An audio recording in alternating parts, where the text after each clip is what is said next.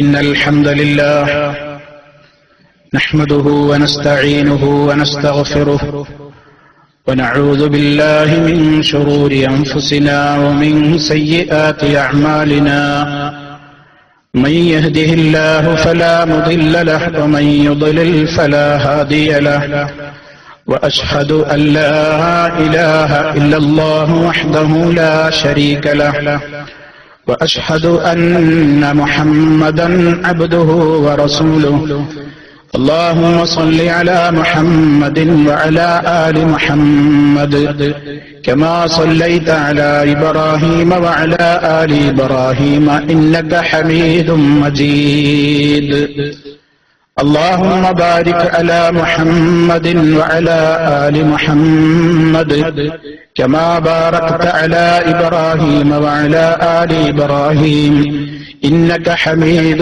مجيد يا أيها الذين آمنوا اتقوا الله حق تقاته ولا تموتن إلا وأنتم مسلمون أما بعد فإن خير الكلام كلام الله وخير الهدي هدي محمد صلى الله عليه وسلم وشر الأمور محدثاتها وكل محدثة بدعة وكل بدعة ضلالة أعوذ بالله من الشيطان الرجيم إن عدة الشهور عند الله 12 شهرا في كتاب الله يوم خلق السماوات والأرض منها 4 حرم ذلك الدين القيم فلا تظلموا فيهن أنفسكم وقاتلوا المشركين كافة كما يقاتلونكم كافة واعلموا أن الله مع المتقين.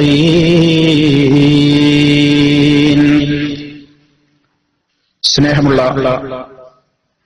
സത്യവിശ്വാസികളെ, സഹോദരങ്ങളെ, അല്ലാഹു സുബ്ഹാനഹു വ തആലയുടെ വിധിവിലക്കുകളും നിയമനിർദ്ദേശങ്ങളും ജീവിതത്തിന്റെ എല്ലാ മേഖലകളിലും പരമാവധി കാത്തു സൂക്ഷിച്ചുകൊണ്ട് ഭയഭക്തിയോടെയുള്ള ജീവിതത്തിന് വേണ്ടി പരിശ്രമിച്ചുകൊണ്ടിരിക്കണേ എന്ന് എന്നെയും നിങ്ങൾ ഓരോരുത്തരെയും ഉണർത്തുകയാണ്, ഉപദേശിക്കുകയാണ്, ഗൗരവപൂർവം വസിയ്യത്ത് നൽകുകയാണ്. അല്ലാഹുവിന്റെ ദീനനുസരിച്ചുകൊണ്ട് ജീവിതത്തെ ക്രമീകരിക്കുകയും അത് മുഖേന സ്വർഗീയ സൗഭാഗ്യത്തിന് അർഹരായി തീരുകയും ചെയ്യുന്ന നല്ലവരിൽ അല്ലാഹു സുബ്ഹാനഹു വ തആല നമ്മെ ഓരോരുത്തരെയും ഉൾപ്പെടുത്തി അനുഗ്രഹിക്കുമാറാകട്ടെ. സഹോദരങ്ങളെ, അല്ലാഹുവിന്റെ മഹത്തായ അനുഗ്രഹത്താൽ ഒരു പുതിയ വർഷത്തിലേക്ക് നമ്മൾ ഉടനെ തന്നെ പ്രവേശിക്കുകയാണ്. അതായത് ഹിജറ വർഷം 1435 ഇന്ന് അവസാനിക്കുകയാണ്. അതിന്റെ 12ാമത്തെ മാസമായ ദുൽഹജ്ജിന്റെ 30ാമത്തെ അവസാന ദിനമാണിത്. നാളെ ഇൻഷാ അല്ലാഹ് ഹിജറ വർഷം 1436 മുഹറം അതിന്റെ ആദ്യ ദിവസത്തിലേക്ക് നമ്മൾ പ്രവേശിക്കുകയാണ്. ലോകത്ത് എല്ലാ വിഭാഗം ആളുകൾക്കും അവരുടേതായ പ്രത്യേകമായ കാര്യങ്ങൾ ഗണിക്കുവാനും കണക്കുകൂട്ടുവാനും കാലഗണനാ സമ്പ്രദായങ്ങളും കലണ്ടറുകളുമൊക്കെ പണ്ട് കാലം മുതൽ തന്നെ നിലവിലുണ്ടായിരുന്നു. അങ്ങനെ യഹൂദികൾക്കും അതുപോലെ തന്നെ ക്രൈസ്തവർക്കും അതുപോലെ വ്യത്യസ്തരായ മറ്റു ജനവിഭാഗങ്ങൾക്കുമെല്ലാം വിവിധ നാടുകളിലുമെല്ലാം ഇന്നും പല രൂപത്തിൽ പല പേരുകളിലുള്ള കലണ്ടറുകൾ, ഡേറ്റും മാസവുമൊക്കെ കണക്കാക്കുവാൻ വേണ്ടി ആളുകൾ ആശ്രയിച്ചു വരികയാണ്. എന്നാൽ ഈ രൂപത്തിലുള്ള സംവിധാനങ്ങളൊക്കെ ഉണ്ടായിരുന്ന ഒരു കാലഘട്ടത്തിൽ പോലും മഹാനായ നബി സല്ലല്ലാഹു അലൈഹി വസല്ലമോ സഹാബികളോ അത്തരത്തിലുള്ള ആളുകളുടെ കലണ്ടറുകളെ ആശ്രയിക്കുന്നതിന് പകരം ഇസ്ലാമികമായി അവർക്ക് പരിചയമുണ്ടായിരുന്ന പല സംഭവങ്ങളെയും അടിസ്ഥാനമാക്കിക്കൊണ്ടായിരുന്നു അന്നൊക്കെ കാലഗണനയെ അവർ കണക്കുകൂട്ടിയിരുന്നത്. ഉദാഹരണമായി നബി സല്ലല്ലാഹു അലൈഹി വസല്ലമിന്റെ ജനനം പറയുമ്പോൾ ആനക്കലഹ വർഷം ആസ്പദമാക്കിക്കൊണ്ട് നമ്മൾ പറയാറുണ്ട്. വിശുദ്ധ കഅബാലയത്തെ തകർക്കുവാൻ വേണ്ടി അബറഹത്തിന്റെ സൈന്യം വന്നപ്പോൾ വിശുദ്ധ മക്കയുടെ അതിർത്തിയിൽ വെച്ചുകൊണ്ട് തന്നെ അവരെ തുരത്തിയോടിച്ച ആനക്കലഹ സംഭവം ആ കാലഘട്ടത്തിൽ തീയതിയും വർഷവുമൊക്കെ മനസ്സിലാക്കുവാൻ വേണ്ടി അവരുപയോഗിച്ചിരുന്നു. അതുപോലെയുള്ള പല സംഭവങ്ങളെയും ആസ്പദിച്ചുകൊണ്ടായിരുന്നു അന്ന് കണക്കുകൂട്ടിയിരുന്നത്. എന്നാൽ നബി സല്ലല്ലാഹു അലൈഹി വസല്ലമിന്റെ വഫാത്തിന് ശേഷം അബൂബക്കർ സിദ്ദീഖ് റളിയല്ലാഹു അൻഹുവിന്റെയും വഫാത്തിന്റെ ശേഷം മഹാനായ രണ്ടാം ഖലീഫ ഉമർ ഖത്താബ് റളിയല്ലാഹു അൻഹുവിന്റെ ഭരണകാലത്ത് സഹാബാക്കൾക്കിടയിൽ വളരെ കൃത്യമായ ഒരു ചിന്ത വരികയാണ്. നമുക്ക് ഇസ്ലാമികമായ നിലക്ക് കാലഗണനയ്ക്ക് ആസ്പദിക്കാവുന്ന ഒരു കലണ്ടർ രൂപീകരിക്കണം എന്നത്. പക്ഷേ അതിന് വർഷം ഒന്നായി കണക്ക് കൂട്ടാൻ നമ്മൾ ഏത് മാനദണ്ഡമാക്കും എന്ന ചർച്ച സഹാബിമാർക്കിടയിൽ അന്ന് വന്നു. പലരും വ്യത്യസ്തങ്ങളായ നിർദ്ദേശങ്ങളാണ് മുന്നോട്ട് വെച്ചത്. നബി സല്ലല്ലാഹു അലൈഹി വസല്ലമിന്റെ ജനനത്തെ ആസ്പദിക്കാമെന്ന് പറഞ്ഞവരുണ്ട്. അവിടുത്തേക്ക് നബുവത്ത് കിട്ടിയ പ്രവാചകത്വത്തിന്റെ ആ ദിനത്തെ ആസ്പദമാക്കാമെന്ന് പറഞ്ഞവരുണ്ട്. അതല്ലെങ്കിൽ അവിടുത്തെ വഫാത്തിനെ ആസ്പദിച്ചുകൊണ്ട് എണ്ണിത്തുടങ്ങാമെന്ന് അഭിപ്രായപ്പെട്ടവരും ഉണ്ടായിരുന്നു. എന്നാൽ മഹാനായ ഉമർ ഖത്താബ് റളിയല്ലാഹു തആല അൻഹുവിന്റെ അഭിപ്രായം മറ്റൊന്നായിരുന്നു. നബി സല്ലല്ലാഹു അലൈഹി വസല്ലം മക്കയിൽ നിന്ന് മദീനയിലേക്ക് ഹിജറ വന്ന ആ സംഭവത്തെ ആസ്പദിച്ചുകൊണ്ട് നമുക്ക് ഒന്നാം വർഷമായി എണ്ണിക്കണക്കാക്കി ഒരു പുതിയ കാലഗണനാ സമ്പ്രദായത്തിന് ഇസ്ലാമിക് കലണ്ടറിന് രൂപം നൽകാമെന്ന മഹാനവറുകളുടെ ആശയം അവിടെയുണ്ടായിരുന്ന മുഴുവൻ സഹാബാക്കളും അന്ന് ജീവിച്ചിരുന്ന എല്ലാവരും ഐക്യകണ്ഠേന അംഗീകരിക്കുകയായിരുന്നു. അവിടെ മുതൽക്കാണ് ഇന്ന് നമ്മൾ എണ്ണിവരുന്ന ഹിജർ വർഷം കണക്കാക്കുന്ന രീതി വന്നത്. അങ്ങനെ മഹാനായ ഉസ്മാൻ ഇബ്നു അഫ്ഫാൻ റളിയല്ലാഹു അൻഹുവിന്റെ നിർദ്ദേശപ്രകാരം ആ മാസങ്ങളുടെ തുടക്കമായി കൊണ്ട് എണ്ണുന്നത് മുഹറമായി തന്നെ ഇജ്മാഅായി അഥവാ ഏകീകരിച്ച തീരുമാനമായി ഹിജറ 16ാമത്തെ വർഷം നടപ്പിൽ വരികയായിരുന്നു. സഹോദരന്മാരെ, ആ എണ്ണിത്തുടങ്ങുന്ന ഹിജറ കലണ്ടർ, അതല്ലെങ്കിൽ അറബി മാസം എന്ന് നമ്മുടെ നാട്ടിലൊക്കെ പറയുന്ന ആ ഒരു കലണ്ടറും തീയതിയും മാസവും ഒക്കെ മുസ്ലിമീങ്ങൾക്ക് പോലും ഇന്ന് അജ്ഞാതമായി കൊണ്ടിരിക്കുന്ന ഒരു കാലത്താണ് നമ്മൾ ജീവിച്ചുകൊണ്ടിരിക്കുന്നത്. മുസ്ലിമീങ്ങളെ സംബന്ധിച്ചിടത്തോളം അവർ മാസവും അതുപോലെ തന്നെ ആ രൂപത്തിലുള്ള അവരുടെ പല കാര്യങ്ങൾക്കും അടിസ്ഥാനമാക്കേണ്ടത് ശംസിനെയല്ല, ഖമറിനെയാണ്, ഹിലാലിനെയാണ്.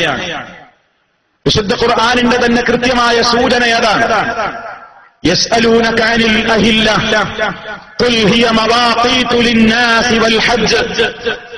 നബിയെ, താങ്കളോടവർ മാസപ്പിറവികളെ സംബന്ധിച്ച് ചോദിക്കുന്നു.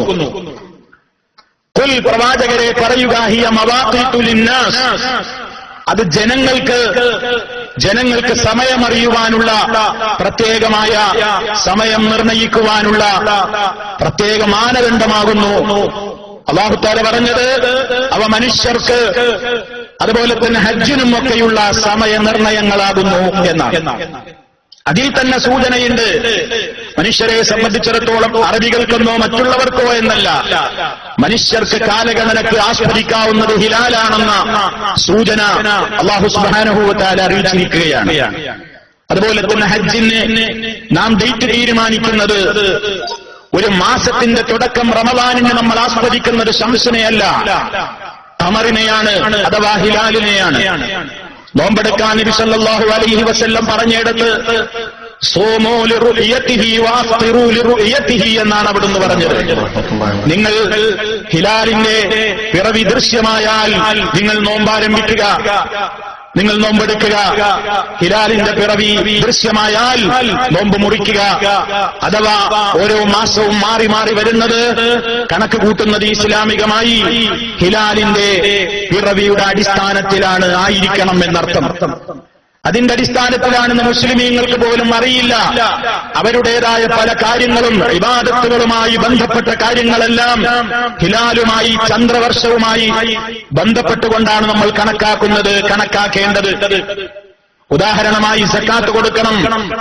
ഒരു മുസ്ലിം സക്കാത്ത് കൊടുക്കുമ്പോൾ അവന്റെ സാമ്പത്തികമായി അതിന്റെ പരിധി തികഞ്ഞാൽ അതിനൊരു വർഷം തികയണം എന്ന കണക്ക് പറഞ്ഞെടുത്ത് എന്താണ് ഒരു വർഷം കണക്ക് കൂട്ടുന്നതിന്റെ മാനദണ്ഡം? എന്താണ് മാനദണ്ഡം? ജനുവരിയാണോ, ഫെബ്രുവരിയോ, മാർച്ചോ, അതല്ലെങ്കിൽ ഒക്ടോബറോ, ഡിസംബറോ ആണോ? അല്ല.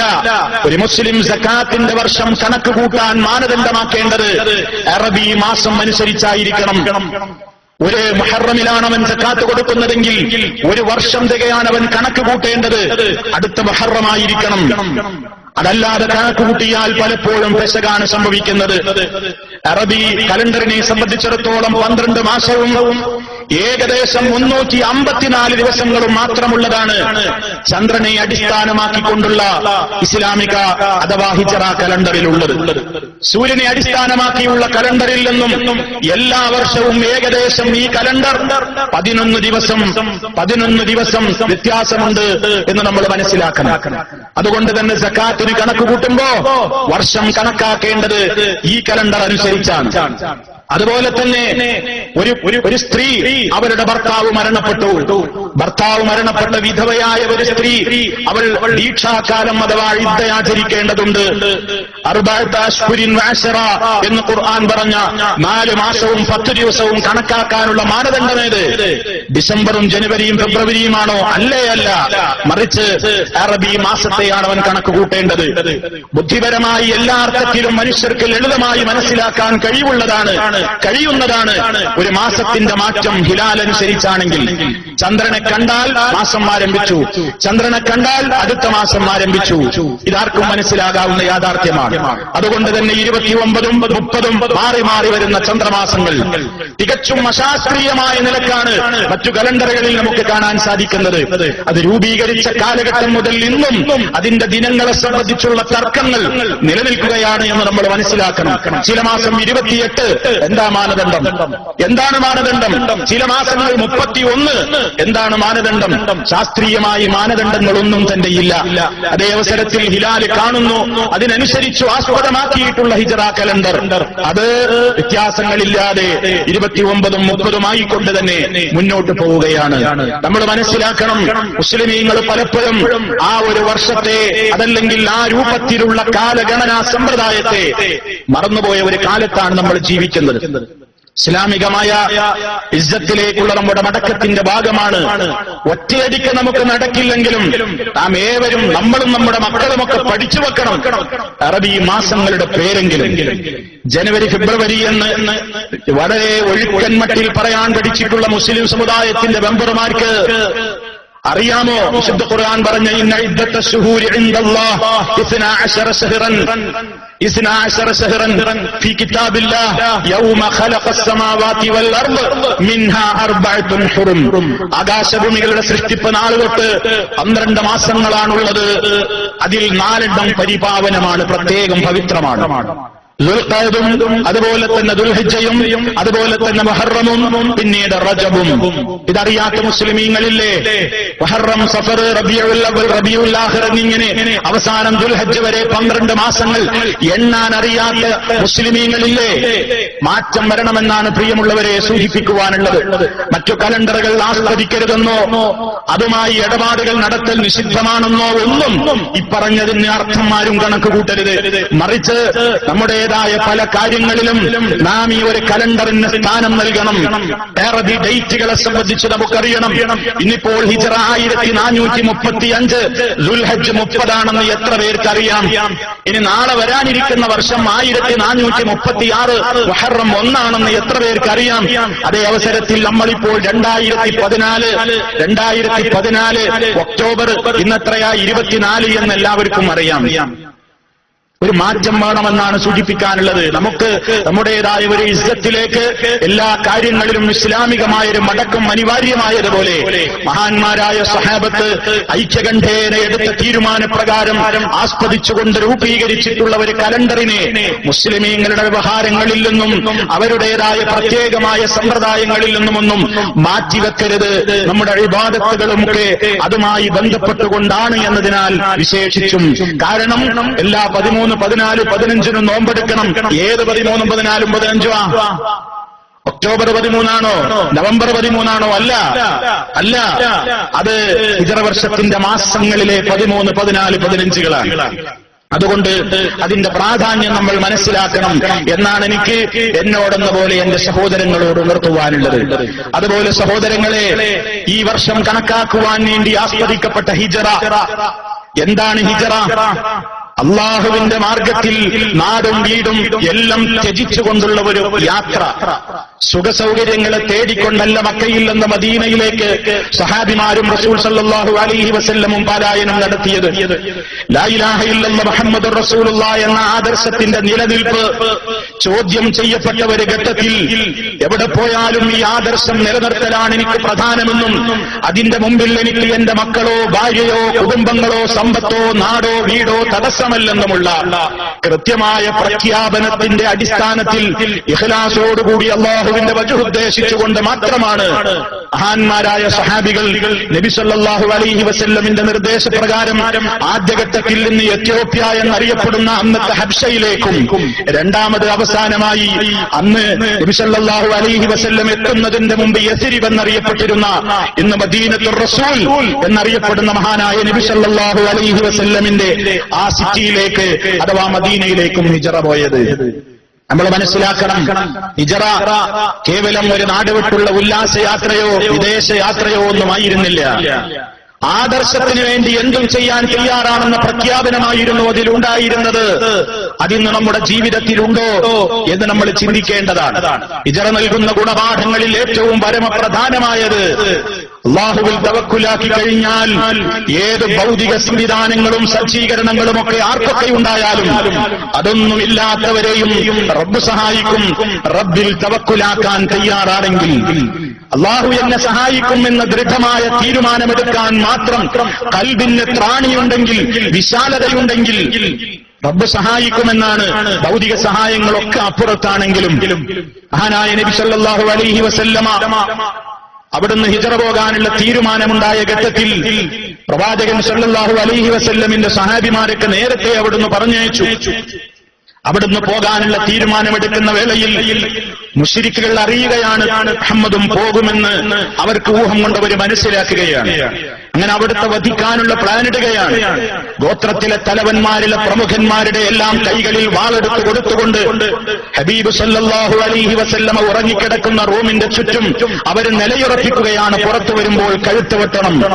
പ്രതികാരം ചോദിക്കാൻ മുഹമ്മദിന്റെ കുടുംബത്തിന് സാധ്യമാകാത്തത്ര ഗോത്ര തലവന്മാരുടെ പേരിലെല്ലാം അതിന്റെ ചാർജ് ഷീറ്റ് വരുന്ന നിലക്ക് എല്ലാവരും കൂടെ ഒന്നിച്ചായിരിക്കണം വെട്ടിക്കൊല്ലേണ്ടതെന്ന തീരുമാനത്തിൽ ഇത് യംകുറുബിക്കല്ലദീന കഫറൂ ലിയുസ്ബിതൂക ഔ യഖ്തുലൂക ഔ യുഖ്രിജൂക വയംകുറൂന വയംകുറുല്ലാഹ് വല്ലാഹു ഖൈറുൽ മാകിരീൻ.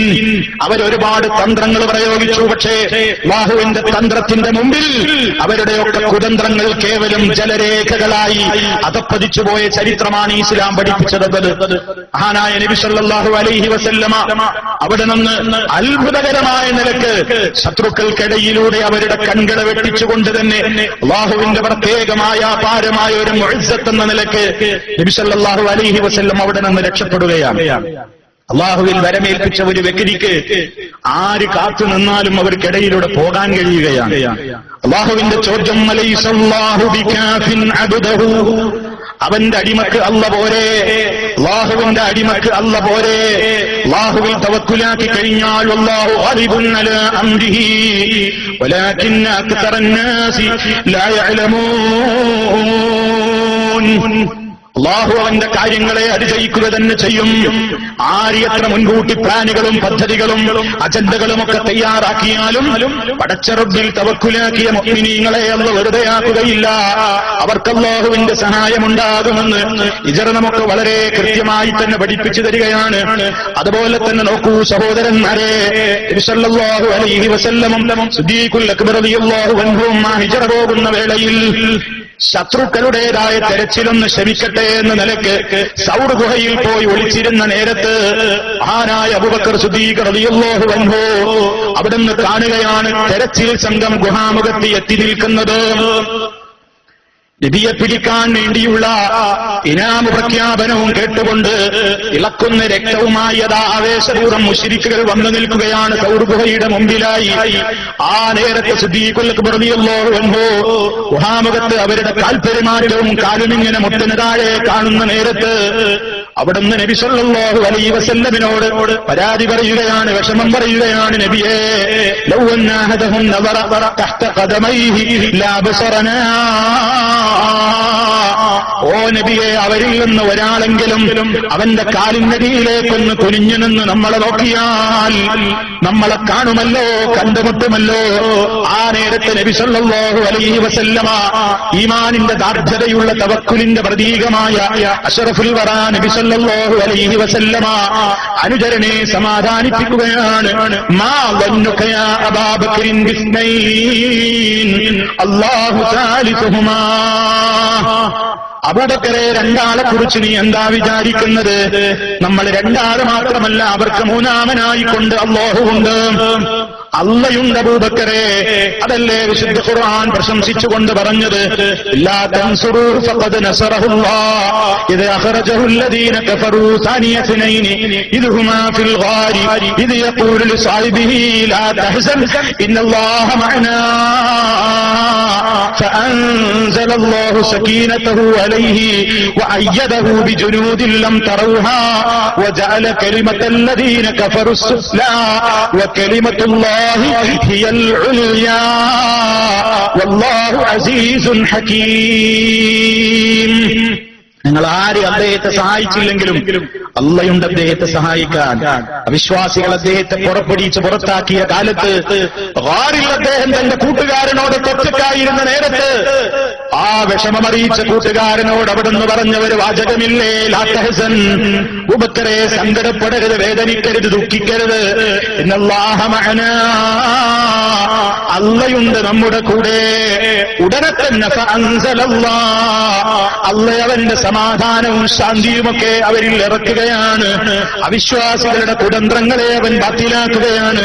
റബ്ബിന്റെ കലിമത്ത് ഉയർന്നു നിൽക്കുന്നു. വല്ലാഹു അസീസുൻ ഹകീം, അല്ലാഹു ഏറെ പ്രതാപശാലിയും അറിവുള്ളവനും തന്നെ. റബ്ബിലെല്ലാം തവക്കുലാക്കാനുള്ള ഒരു പാഠമാണ് സഹോദരങ്ങളെ.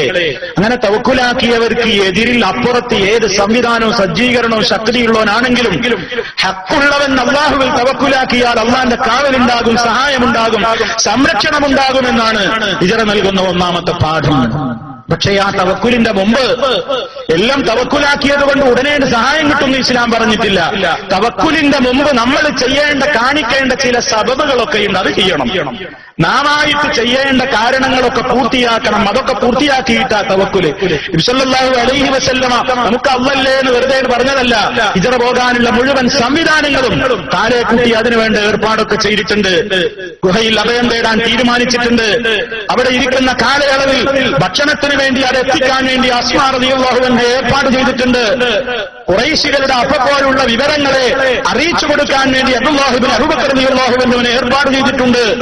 അതുപോലെ തന്നെ ഹിജ്റ പോകുവാൻ മദീനയിലേക്ക് സാധാരണഗതിയിൽ ആളുകളുടെ ശ്രദ്ധ പതിയാത്ത ഊട് വഴിയിലൂടെ എത്താവുന്ന വഴിയറിയാവുന്ന അബ്ദുല്ലാഹി ഇബ്നു ഉറൈഖത്ത് എന്ന് പറയുന്ന ഒരു അമുസ്ലിമായിരുന്നിട്ട് പോലും അദ്ദേഹത്തെയും ഏർപ്പാടാക്കിയിട്ടുണ്ട്. ചെയ്യേണ്ടതൊക്കെ ചെയ്തിട്ടാ അവിടുന്ന് തവക്കുൽ ചെയ്തത്. ഇത് തവക്കുലിൽ ബോധ്യമുള്ള നമ്മളൊക്കെ ചിന്തിക്കണം. നമ്മൾ ചെയ്യേണ്ടതൊക്കെ പരിപൂർണമായിട്ട് അള്ളണ്ട് എന്ന് വെറുതെ ഇരിക്കാൻ പറഞ്ഞിട്ടില്ല. അള്ളണ്ട്, അള്ള സഹായിക്കും. അതെ, അതോടൊപ്പം ആ സഹായം കിട്ടാൻ ആവശ്യമായി നിന്നെക്കൊണ്ട് എന്തൊക്കെ കഴിയാമോ അതിന്റെ അവസാന ഘട്ടം വരെയും നീ അത് ചെയ്ത് റബ്ബിൽ നീ തവക്കുലാക്കണം.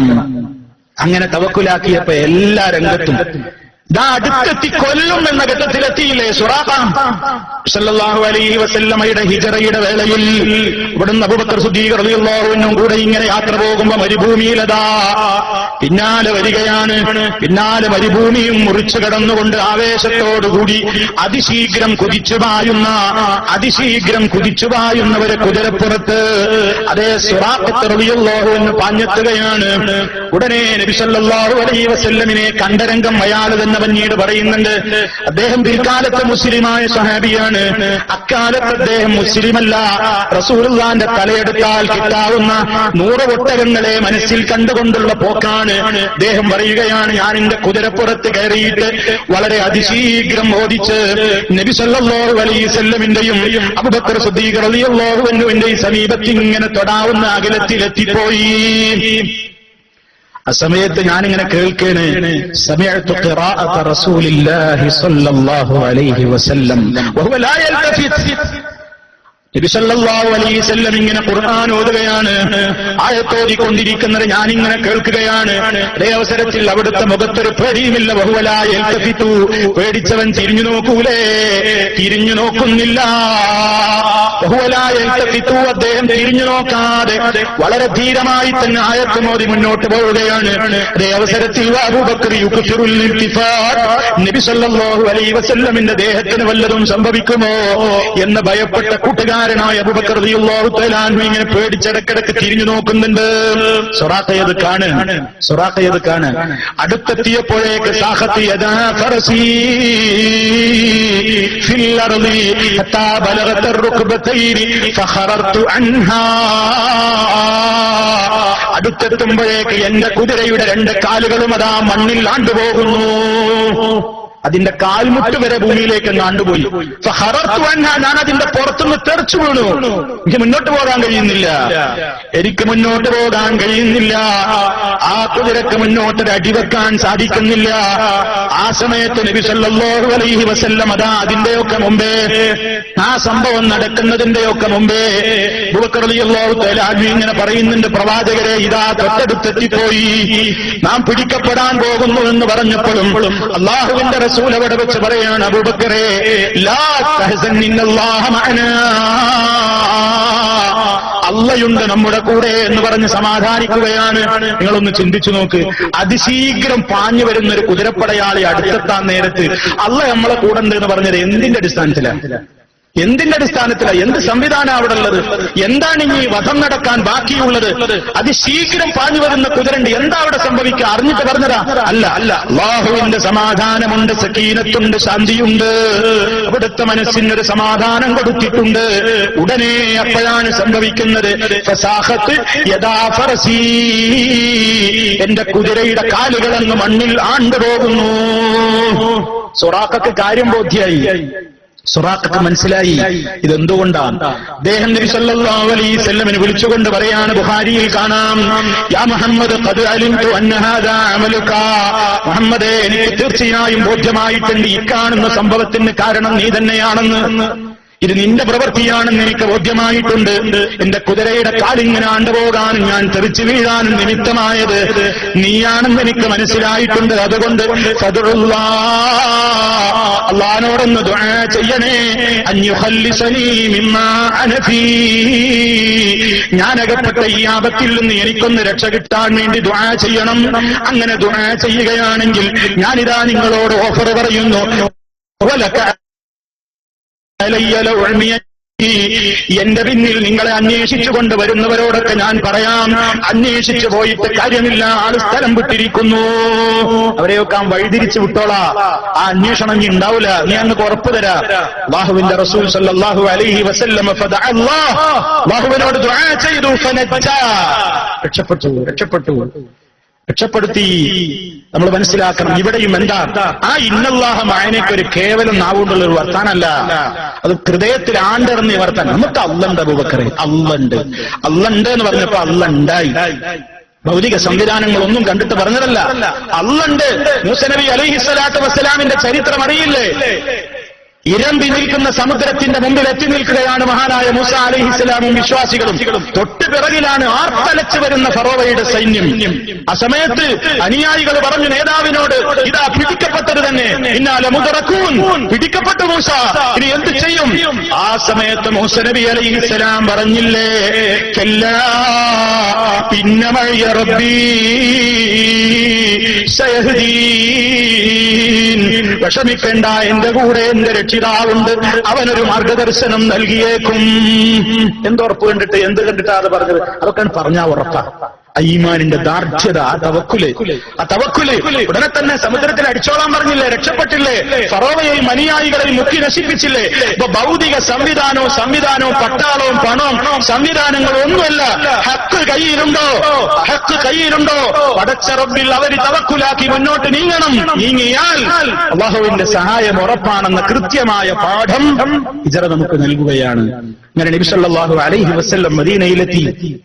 അവിടുന്ന് നടത്തിയ ഒരുപാട് പ്രവർത്തനങ്ങൾ സ്നേഹവും സൗഹാർദ്ദവും ജനങ്ങൾക്കിടയിൽ ഉണ്ടാക്കിയത്, ഒരുപോലെയുള്ള ഒരു മനസ്സവർക്ക് നൽകിയത്, ആ നിലക്ക് അവർക്കിടയിൽ എല്ലാവിധത്തിലുള്ള ചിന്തകളും മാറ്റിവെച്ചുകൊണ്ട് ഒരൊറ്റ മനുഷ്യന്റെ ഹൃദയം പോലെ മുഹാജിറുകളും അൻസാറുകളും കൈകോർത്തുകൊണ്ട് സ്നേഹത്തോടെ ജീവിച്ചത്, സ്വന്തം ആവശ്യങ്ങളെ മാറ്റിവെച്ചുകൊണ്ട് പോലും ഹിജ്റ വന്ന മുഹാജിരീങ്ങളെ സ്നേഹിച്ചത്, ഇതൊക്കെ ഖുർആൻ പറയുന്നുണ്ട്.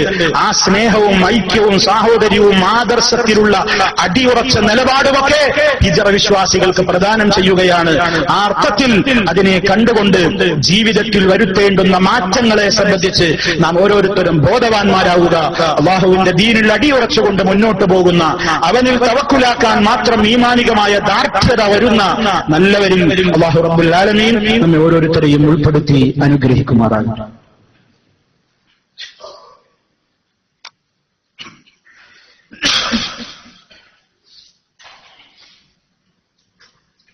അൽഹംദുലില്ലാഹ് والصلاة والسلام على رسول الله وعلى آله وأصحابه الفائزين برضا الله أما بعد فاتقوا الله عباد الله. അല്ലാഹുവെ സൂക്ഷിച്ച് ജീവിക്കണേ. ഒരിക്കൽ കൂടി എന്നെയും നിങ്ങളെയും ഉണർത്തുകയാണ്. അല്ലാഹുവിന്റെ ദീനനുസരിച്ചുകൊണ്ട് ജീവിതത്തെ ക്രമീകരിക്കുന്ന സജ്ജനങ്ങളിൽ അല്ലാഹു റബ്ബുൽ ആലമീൻ നമ്മെ ഓരോരുത്തരെയും ഉൾപ്പെടുത്തി അനുഗ്രഹിക്കുമാറാകട്ടെ. ഹിജ്റ മക്കയിൽ നിന്ന് മദീനയിലേക്കുള്ള ഒരു പലായനമായിരുന്നു.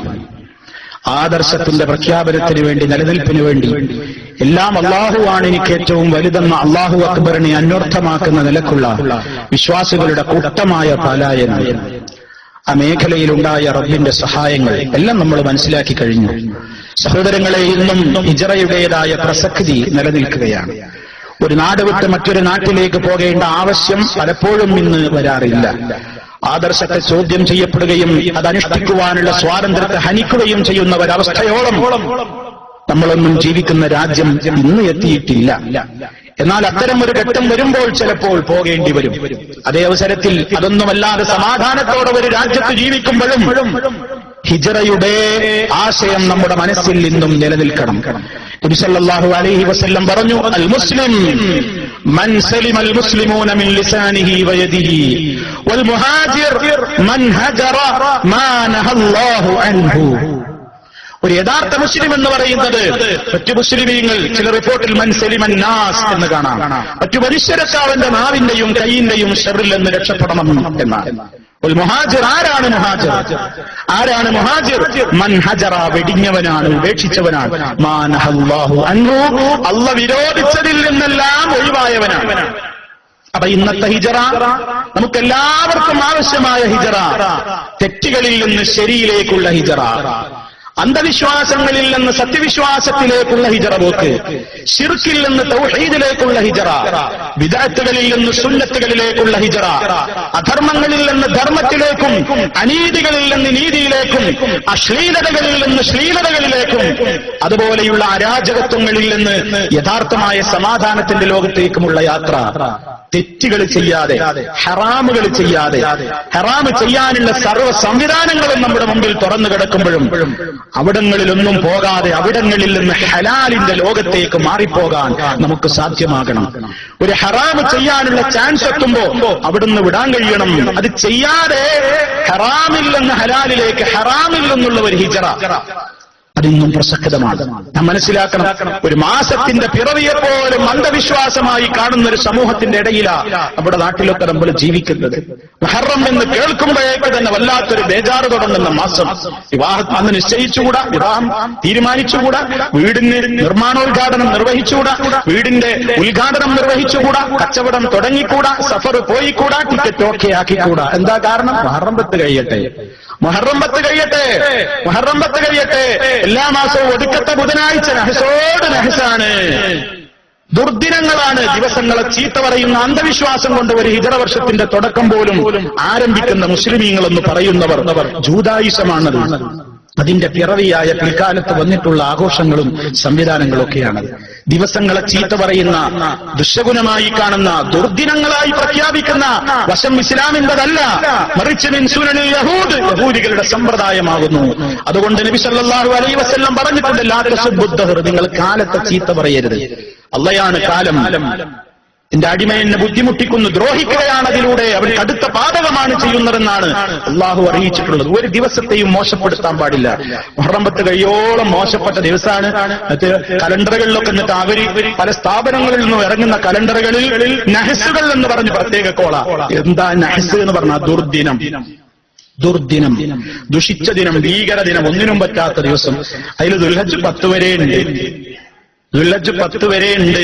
ഹജ്ജുൽ അക്ബർ, അല്ലെങ്കിൽ മുസ്ലിമീങ്ങളെ ഹജ്ജ് ചെയ്യുന്ന ആ ദിവസം വരെയും. റമളാനിന്റെ അവസാനത്തെ 10 ദിവസങ്ങൾ വരെ നിങ്ങൾക്ക് കാണാം ചില മുസ്ലിം വിഭാഗങ്ങൾ ഇറക്കിയിട്ടുള്ള അവരുടെ കലണ്ടറുകളിൽ നഹ്സുകൾ എന്ന് പറഞ്ഞ് രേഖപ്പെടുത്തിയതിൽ റമളാനിന്റെ അവസാനത്തെ ദിവസങ്ങളുണ്ട്. അതുപോലെ തന്നെ പുണ്യ ദിവസങ്ങൾ പോലുമുണ്ട്. എവിടെ നിന്ന് വന്നു ഈ സംസ്കാരം? അല്ലാഹു നല്ല മനസ്സ് കൊടുക്കുമാറാകട്ടെ. ഇത്തരത്തിലുള്ള ദുഷിച്ച വിശ്വാസങ്ങളിൽ നിന്ന് യഥാർത്ഥ വിശ്വാസങ്ങളിലേക്ക് ഹിജറ പോകാൻ നമുക്ക് സാധിക്കണം. അങ്ങനെ നമ്മുടെ വിശ്വാസം നന്നാവണം, കർമ്മം നന്നാവണം, സ്വഭാവം നന്നാവണം, വാക്കുകൾ നന്നാവണം, നോക്കുകൾ നന്നാവണം, ഇടപെടലുകൾ നന്നാവണം, ഇടപാടുകൾ നന്നാവണം. എല്ലാം അള്ളാഹുവിന് വേണ്ടി. ആ ഒരു പാഠം ഇതിലൂടെ നമ്മൾ മനസ്സിലാക്കുക. അള്ളാഹു സുബ്ഹാനഹു വ തആല നമുക്കെല്ലാവർക്കും ശാന്തിയും സമാധാനവും പ്രദാനം ചെയ്യുമാറാകട്ടെ. ഏത് ഘട്ടത്തിലും അവന്റെ ദീനനുസരിച്ചുകൊണ്ട് ജീവിതത്തെ ക്രമീകരിക്കുന്ന നല്ലവരിൽ അള്ളാഹു നമ്മെ ഓരോരുത്തരെയും ഉൾപ്പെടുത്തി അനുഗ്രഹിക്കുമാറാകട്ടെ. ഒരുപാട് രോഗികൾ ആസ്പത്രികളിലുണ്ട്, ഓപ്പറേഷന് വിധേയമാകുന്ന രോഗികളുണ്ട്. അതുപോലെ തന്നെ പലരും പല വിഷമങ്ങളിലും അകപ്പെട്ടവരുണ്ട്. അല്ലാഹുവേ, എല്ലാവരുടെയും വിഷമങ്ങൾ നീ അറിയുന്നവനാണ്. സമ്പൂർണമായി നീ ശിഫ നൽകണമേ, ആഫിയത്ത് നൽകണമേ, പ്രയാസങ്ങളിൽ നിന്ന് ശമനം നൽകണമേ നാഥ. മാരകമായ രോഗങ്ങളിൽ നിന്ന് ഞങ്ങളെയും അവരെയും എല്ലാവരെയും നീ കാത്തു രക്ഷിക്കണമേ നാഥ. ഞങ്ങളിൽ നിന്ന് മരണപ്പെട്ടു പോയവരുടെ ഖബറിടം നീ സന്തോഷത്തിലാക്കി കൊടുക്കണമേ. ഞങ്ങളെയും അവരെയും നിന്റെ സ്വർഗ്ഗലോകത്ത് നീ ഒരുമിച്ച് ചേർക്കണമേ നാഥ. ഞങ്ങളുടെ പ്രവർത്തനങ്ങളിൽ നീ ഇഖ്ലാസ് നൽകിക്കൊണ്ട് നീ ഞങ്ങളെ വിജയിപ്പിക്കണമേ. ഞങ്ങളുടെ കർമ്മങ്ങളെല്ലാം സർവ്വന്യൂനതകളിൽ നിന്നും മുക്തമായ നിലക്ക് നീ മുഴുവൻ ഖബൂലായി സ്വീകരിച്ച് ഞങ്ങളെ അനുഗ്രഹിക്കണമേ നാഥ. അല്ലാഹുമ്മ ഗ്ഫിർ ലിൽ മുഅ്മിനീന വൽ മുഅ്മിനാത്ത് വൽ മുസ്ലിമീന വൽ മുസ്ലിമാത്ത് വൽ അഹ്യാഇ മിൻഹും വൽ അംവാത്ത് ഇന്നക മുജീബുദ് ദഅവാതി വഖാദിൽ ഹാജാത്ത്. അല്ലാഹുമ്മ അഇസ്സൽ ഇസ്ലാമ വൽ മുസ്ലിമീൻ വഅദിൽ الشرك والمشركين. اللهم اجرنا واجر والدينا من النار. اللهم احفظ دولة الامارات من الفتن ما ظهر منها وما بطن وسائر بلاد العالمين. اللهم سدد خطى حاكمنا يا ذا الجلال والاكرام. ربنا اغفر لنا ولاخواننا الذين سبقونا بالايمان ولا تجعل في قلوبنا غلا للذين امنوا. ربنا انك رؤوف رحيم. توفنا مسلمين والحقنا بالصالحين والحمد لله رب العالمين.